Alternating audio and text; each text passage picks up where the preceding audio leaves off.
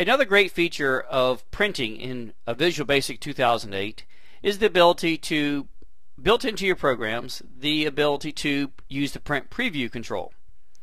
A print preview control allows you to view the printer's output on the screen and then choose whether to proceed with the printing or not.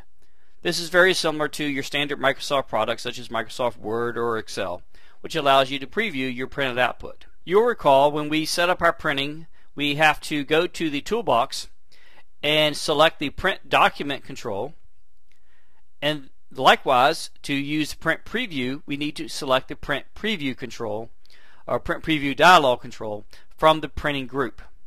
As you can see, I've already done that in this sample program.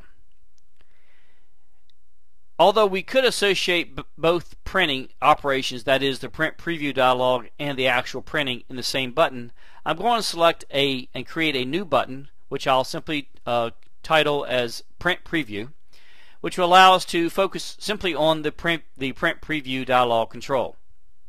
So once the print preview dialog control is in the components tray, I can now open up my button, which is simply called button 2 at this point.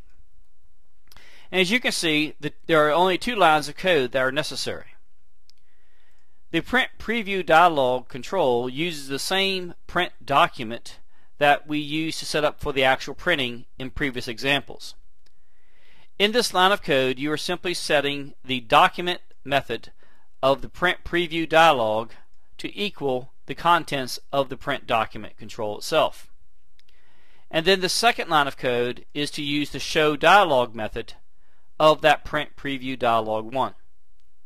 By doing so, you then tap into the Visual Studio's connection with Windows, which brings up a default print preview dialog box.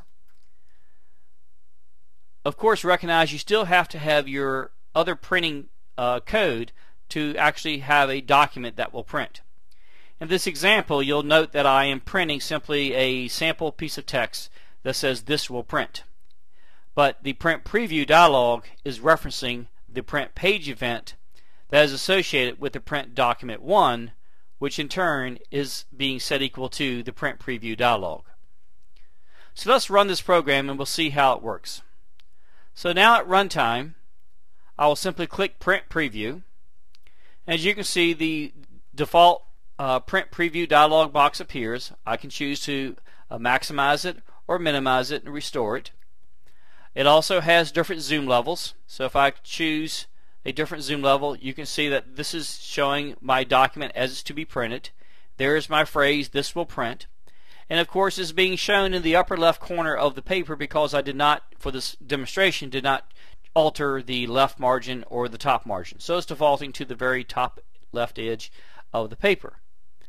Of course you have other print preview options where you could, if you have multiple pages, you could show 2 and 3 pages and so forth. And of course there is a printer icon that if I chose to actually print this, I could click on that and it would send it directly to my default printer. I could simply close this print preview dialog. I'm back at my form. So quite simply, that is all there is to it to create a print preview. You simply need to make sure that you establish the print preview dialog 1 component in the components tray, and then simply have a point of interaction with your user to allow them to execute the lines of code that is connected to the actual document to be printed. You will want to further experiment with the print preview dialog control, and you will be able to see the numerous advantages of using this type of technique as opposed to simply sending all your documents to the printer without the print preview.